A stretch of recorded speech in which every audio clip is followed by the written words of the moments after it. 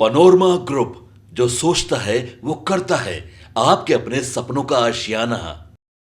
College के दिन याद करूं तो लगता था कि थे सुल्तान। बजट कितना भी विशाल बेहतरीन क्यों ना हो, अगर कार्य करने की इच्छा शक्ति ना हो तो उस बजट का सदुपयोग नहीं कर पाते अध्यक्ष महोदय। चौक चौराहे राजपाट थे और दरबार था चाय दुकान, जिन्होंने एक 10 बाय 10 के कमरे के ताप में रहकर 10 साल का जीवन बिताया है परीक्षा की तैयारी में। हल कश्मीर का मुद्दा करते मुंह में दबा लेते जब पान।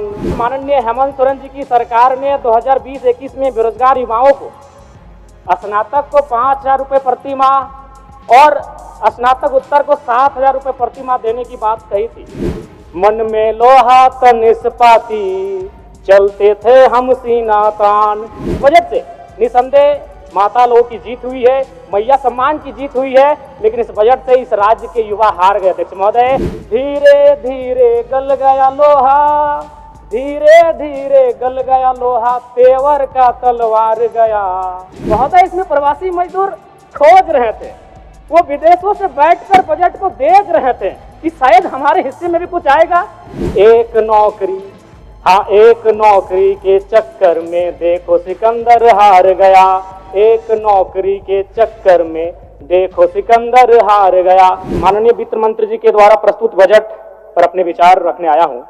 वित्तीय वर्ष 2025-26 के लिए 1,45,000 करोड़ रुपए का बजट आया है। आंकड़े सुनने में बहुत अच्छे और बेहतरीन है, लेकिन जब इस पर कार्य धरातल पर होगा अध्यक्ष महोदय तो बहुत बड़ी उपलब्धि होगी। निसंदेह इस राज्य सरकार की एक महत्वाकांक्षी योजना रही मैया सम्मान, उस पर लगभग बजट का 9.5% प्रावधान दिया गया, लेकिन मेरा मानना है अभी भी 2 महीनों से मैया सम्मान योजना की राशि निर्गत नहीं हो पाई है। तो कहीं ना कहीं इच्छा शक्ति का अभाव, बजट कितना भी विशाल बेहतरीन क्यों ना हो, अगर कार्य करने की इच्छा शक्ति ना हो तो उस बजट का सदुपयोग नहीं कर पाते अध्यक्ष महोदय। इस बार कृषि में 4,587 करोड़ का प्रावधान है, जो कि सराहनीय है, लेकिन चूंकि मैं एक युवा हूं और युवा होने के नाते इस बजट से युवाओं के लिए कोई विशेष प्रावधान नहीं दिख रहा अध्यक्ष महोदय। मृणाल जी की एक कविता मुझे याद आई है कि कॉलेज के दिन याद करूं तो लगता था कि थे सुल्तान। चौक चौराहे राजपाट थे और दरबार था चाय दुकान। हल कश्मीर का मुद्दा करते मुंह में दबा लेते जब पान। मन में लोहा तन इस्पाती चलते थे हम सीना तान। धीरे धीरे गल गया लोहा, धीरे धीरे गल गया लोहा, तेवर का तलवार गया। एक नौकरी, हाँ एक नौकरी के चक्कर में देखो सिकंदर हार गया। एक नौकरी के चक्कर में देखो सिकंदर हार गया। जी हाँ अध्यक्ष महोदय, इस बजट से इस राज्य के युवा, सिकंदर रूपी युवा, जिन्होंने एक 10 बाय 10 के कमरे के ताप में रहकर 10 साल का जीवन बिताया है परीक्षा की तैयारी में, आज इस बजट से वे हार गए अध्यक्ष महोदय। नई इस बजट में युवाओं के रोजगार संबंधित विशेष कोई प्रावधान नहीं अध्यक्ष महोदय। पहली बार माननीय हेमंत सोरेन जी की सरकार ने 2020-21 में बेरोजगार युवाओं को स्नातक को 5,000 रुपये प्रति माह और स्नातक उत्तर को 7,000 रुपये प्रति माह देने की बात कही थी। फिर कालांतर में मुख्यमंत्री प्रोत्साहन योजना, मुख्यमंत्री युवा प्रोत्साहन योजना, मुख्यमंत्री प्रतिभा प्रोत्साहन योजना नामक बहुत सारी योजनाएं पुस्तिका में छपी। हम लोगों ने सुना, पढ़ा, लेकिन 1 रुपए खर्च युवाओं पर नहीं किया गया उनके प्रोत्साहन राशि को लेकर अध्यक्ष महोदय। इसलिए इस बजट से निसंदेह माता लोगों की जीत हुई है, मैया सम्मान की जीत हुई है, लेकिन इस बजट से इस राज्य के युवा हार गए अध्यक्ष महोदय।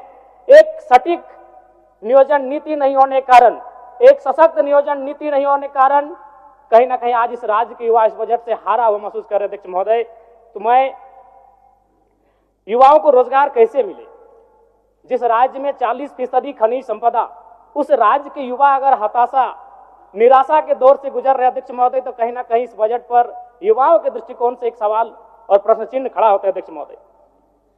अध्यक्ष महोदय, राज्य में अनुसूचित जाति परामर्शदात्री आयोग का गठन सराहनीय है, इसकी मैं सराहना करता हूं और वित्त मंत्री जी को साधुवाद देता हूं। महोदय, अंत में मैं इस सिस्टम पे आता हूं।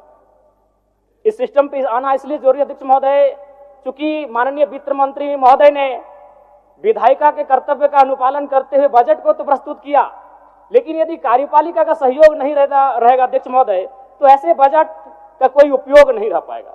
आंकड़े कहते हैं 2023-24 का आंकड़ा अध्यक्ष महोदय, बजट का कुल योग था 1,41,498 करोड़, लेकिन हम लोग खर्च कर पाए थे 1,07,920 करोड़, यानी लगभग 33,000 करोड़ की राशि खर्च ही नहीं हो पाई थी अध्यक्ष महोदय।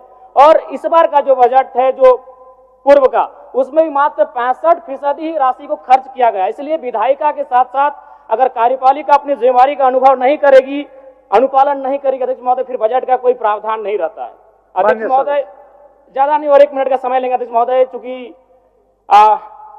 इस बजट में किसानों को लेकर mini tractor, power tiller, pump set, ripper आदि वितरण करने की बात कही गई है। अध्यक्ष महोदय, मैं चाहूंगा किसानों को आपको उपकरण देने की आवश्यकता नहीं है। किसानों को अगर हम जल दे पाते हैं, अगर पानी की सुविधा दे पाते हैं, तो हमें लगता है किसान सशक्त हो जाएंगे अध्यक्ष महोदय।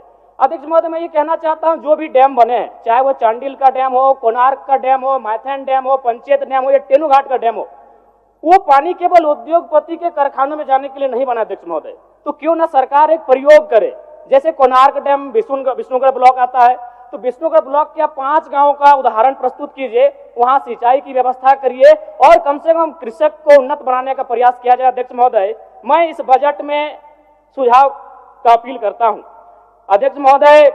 चलिए, और 1 मिनट लेंगे, ज्यादा नहीं अध्यक्ष महोदय।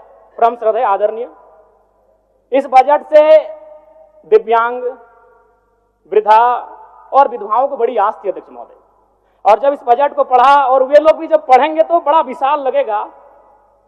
1,449 करोड़ 26 लाख, बहुत बड़ी राशि। लेकिन चूंकि यहीं फिर सरकार कहती है 12 लाख लाभुक हैं, तो अगर उस राशि से अगर 12 लाख को भाग देते हैं, चूंकि मैथमेटिक्स का होना बहुत जरूरी है, तो रिजल्ट आता है 1,44,926। उसको फिर अगर 12 से भाग देते हैं अध्यक्ष महोदय, तो रिजल्ट आता है 1,006, यानी महीना में आप कितना दे रहे हैं, वही 1,006।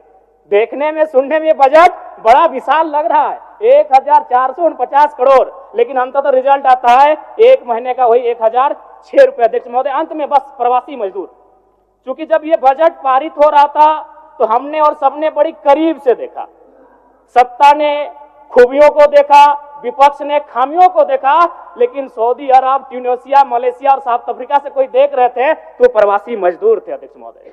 लेकिन क्या कहा, एक वाक्य में बजट समाप्त हो गया अध्यक्ष महोदय, प्रवासी मजदूर। प्रवासी मजदूरों की पीड़ा मैं बार बार कहता हूं, 2 पीड़ा असहनीय है, एक प्रसव की पीड़ा जो मेरी मां ने मुझे जन्म देने के वक्त सहा है, और एक प्रवास की पीड़ा। लेकिन आज प्रवासी मजदूरों के लिए क्या अध्यक्ष महोदय, एक लाइन में खत्म हो गया। प्रवासी मजदूरों का निबंधन ऑनलाइन किया जा रहा है, अब तक 1,91,000 मजदूरों का निबंधन किया गया है। महोदय, इसमें प्रवासी मजदूर खोज रहे थे, वो विदेशों से बैठकर बजट को देख रहे थे कि शायद हमारे हिस्से में भी कुछ आएगा। जब हमारी मैया को, हमारी बहनों को कुछ मिला, तो शायद हमारे हिस्से में कुछ आएगा। माननीय सदस्य जनार्दन पासवान जी।